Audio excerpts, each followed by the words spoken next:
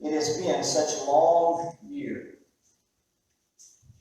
It reminds me of a football drill that we used to have to do. They always did it at the first of practice, and I hated it. Mostly because it involved exercising, and as much as I love to play football, I hated doing calisthenics. But we'd all come out, there'd be about 6 or 8, 10 of us in a line, and the coach would say, "All right," and we'd start to run in place. And you have to use your imagination for the rest of the run. But anyway, we had to run in place, and he'd say, "Huh!" And we'd have to run as hard as we could that way. And then he'd go, "Huh!" And we'd have to run as hard as we could the other way. That wasn't too bad. But then he'd go, "Huh!" And you had to jump down on all fours on the ground like you're doing a push-up. And then he'd say, "Up," and then we'd have to jump up, and then we'd run back and forth and run back and forth. And then you know what we did? He'd say, "Next," and we'd go to the back of the line, next group come up. And I'm thinking, what was that?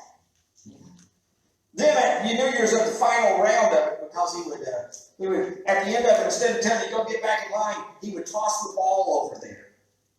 And then a bunch of guys would kill themselves to be the one to recover the foot fumble on the ground. Which actually meant that you got there first. That means there's 9 guys going to kill you. It didn't take me long to figure out, don't be the first guy to get there. That don't, I was slow enough, it wasn't much of a challenge, but I made a point. He could have thrown it right at me, I missed it. Because I was not going to be the guy that got killed. And I think sometimes that year, I think of that exercise, where you're doing a lot of running, doing a lot of moving, back and forth and up and down. And when we're all done, we just feel like we're still right where we were when we started. A lot of running in place, a lot of treading water, trying to keep our heads above water. That's what the year seemed like. But now, on this first Sunday of the year,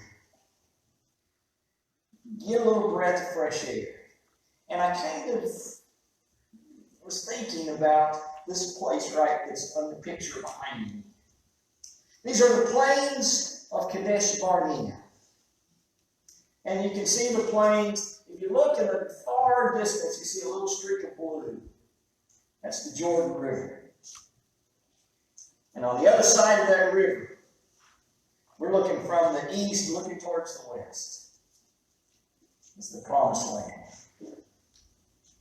Deuteronomy chapter 1, verse 19.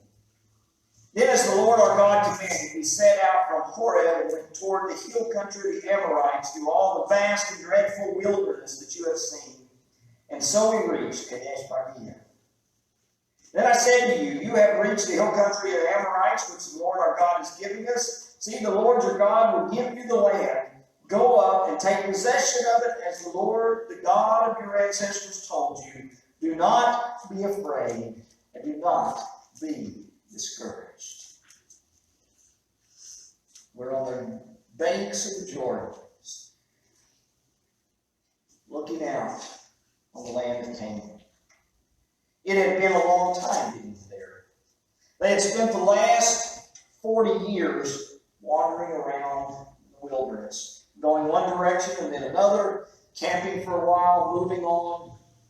A lot of what felt like a lot of running in place and treading water. And I'm sure there were many days when they got up and said, what is the point of all of this? What's going on?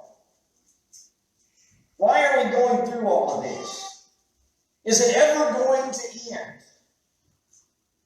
40 years they have been doing that, but now they have finally arrived at the Jordan. They have finally arrived at their second chance and going into the Promised Land that God had pledged to give them.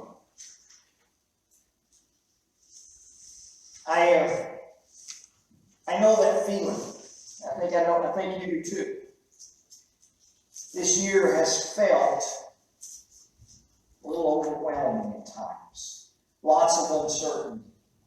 Feeling stuck, feeling in a rut, feeling like I said, treading water, just trying to keep our heads up. You can go around and ask people, what have you done this year? What have you accomplished this year? I don't have that much. It's been one of those kind of years. And if you didn't do much, you feel like you have an excuse. Well, it's been COVID. There's not been a lot of ministry for a lot of people. Not a lot of personal growth. Not a lot of habits that have been put aside. Not a lot of good habits that have been put on. They've just kind of been marking time. Just waiting. But now you get the ripple, you get the impression. People are getting a little anxious with that. Getting a little ready to move out. You're wanting to do something again. Wanting to make life matter. Wanting to do some things that will matter for the long term. Wanting to move and to grow. Well, that's Israel on the banks of the Jordan here in Kadesh Barnea. But before they go, Moses has some final words for them. Actually, 3 sermons, 3 speeches that he wants to give them. And for us, he wrote them down so that we can learn them all these years later. And we call it the book of Deuteronomy. And the first of them, chapters 1 through 3, is just kind of a history of how they got there, what they've been through, and why they went through it. And then he spends most of the book giving them the law again. The law that had been given back in Exodus, he gives them again to remind them of all that God has. And then as he comes towards the end, he gives them one last sermon, one last speech that begins in chapter 30. He ends the section on the law with this statement in Deuteronomy chapter 30 and verse 11. Now what I am commanding you today is not too difficult for you or beyond your reach. It is not up in heaven so that you have to ask, who will ascend into heaven to get it and proclaim it to us so that we may obey it. Nor is it beyond the sea so that you have to ask, who will cross the sea to get it and proclaim it to us so we may obey it. The word is very near to you. It is in your mouth and in your heart, so that you may obey it. It's just a Jewish way of saying, you know it. You know it. It's there. See, I set before you today life and prosperity, death and destruction. For I command you today to love the Lord your God, to walk in obedience to Him, and to keep His commands, decrees, and laws. Then you will live and increase, and the Lord your God will bless you in the land you are entering to possess. And he goes on to be very specific about idolatry. That's going to be a big issue. But he says, if you want it to, as you got to have all this anticipation and all this eagerness to get going and living in the promised land, he said, don't forget. Don't forget, in order to live and prosper and be full of life in the promised land, remember what I tell you. Remember what I say. And then he says one more thing. Chapter 31 and verse 6. And it's our theme for 2021. It comes from this passage and a host of others. It's a statement that is repeated over and over and over and over again in Scripture. 25 times it appears exactly like this. And a whole host of other times it shows up with just slight variations to it. When David gets ready to tell Solomon about building the temple, he quotes this statement. When Isaiah is looking at the threats from the Assyrians and from Babylon and different things, he keeps coming back to variations of this statement. This statement that Moses tells Joshua to tell the people. Deuteronomy 31 verse 6, Moses says, "Be strong and courageous. Do not be afraid or terrified because of them, for the Lord your God goes with you. He will never leave you nor forsake you." strong and courageous, and don't be afraid. Now, teenagers, we don't sing the song, right? Not this week, but we will sing it. There's a great song that just quotes this verse. Be strong and courageous. The idea of being courageous here is really the idea of being resolute, being determined, setting your sights on something and not giving up, not giving in, going forward, doing whatever it takes to get it and to accomplish it. Be strong and courageous, he says. I was trying to think of a great illustration of this, and one popped up on the TV in front of me.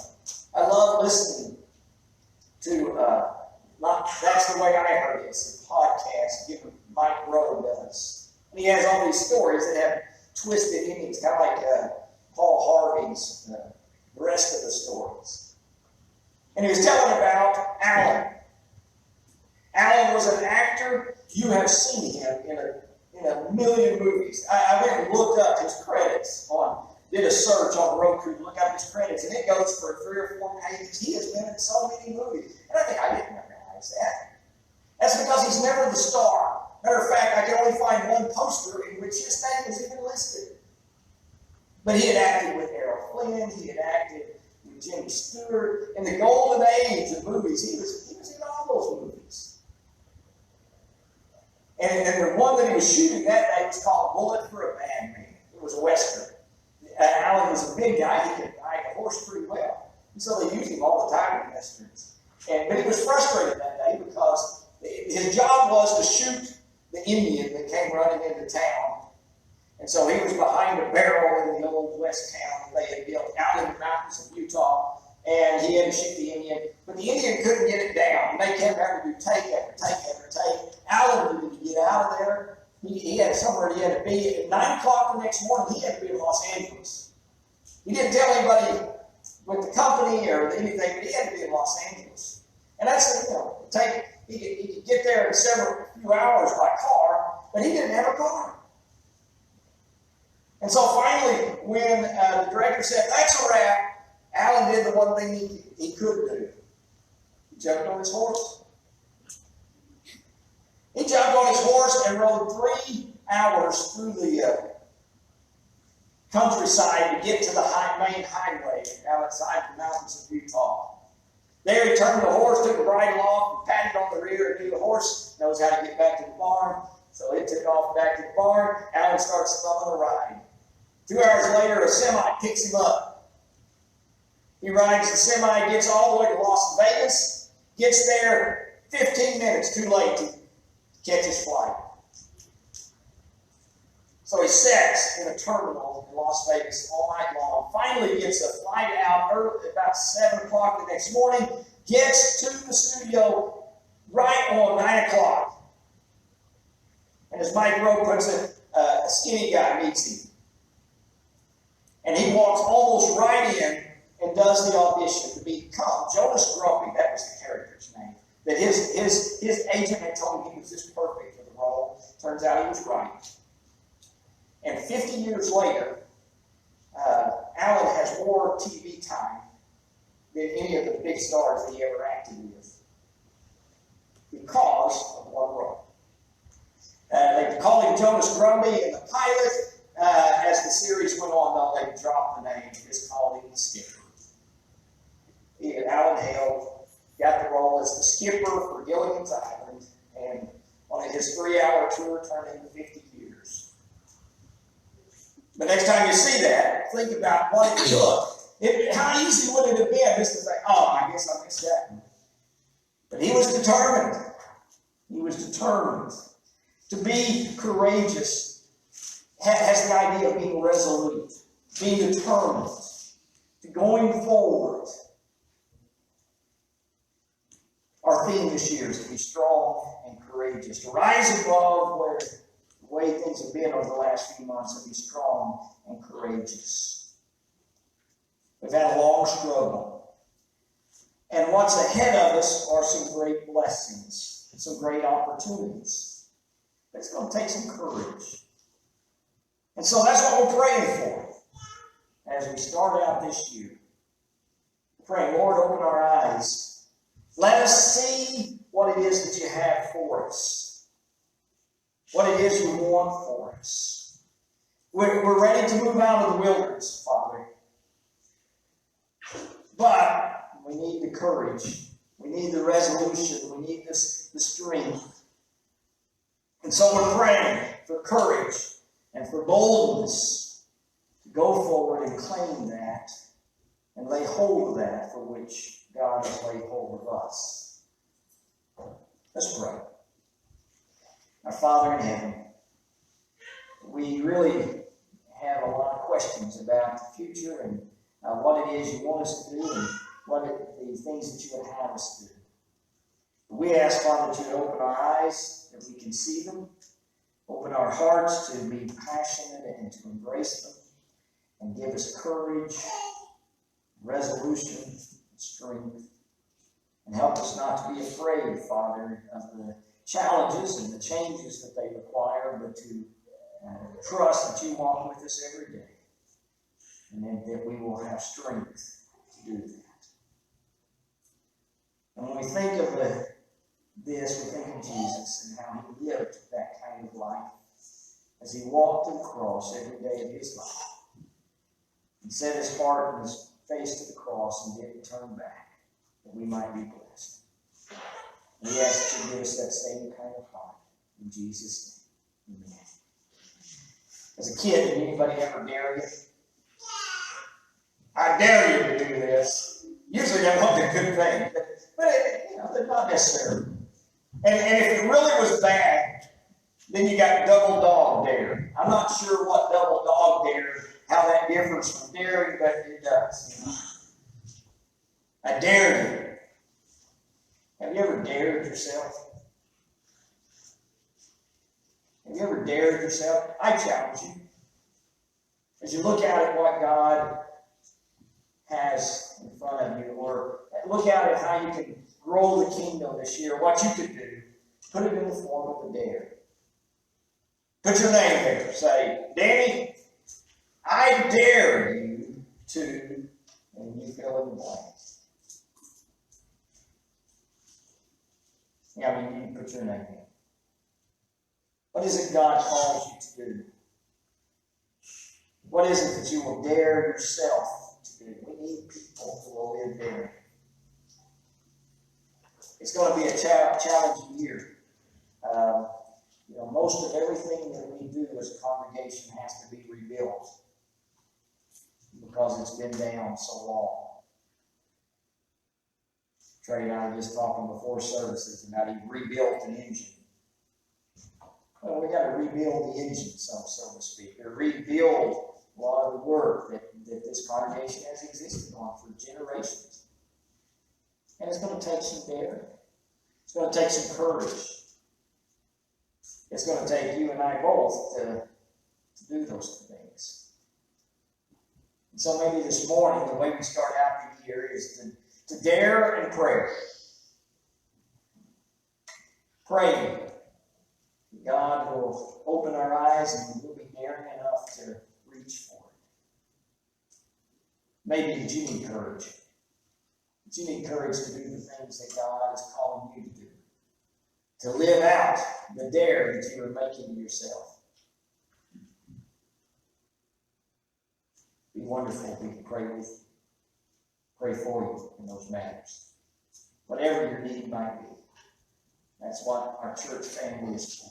And so whatever your need may be, we ask that you come and follow us.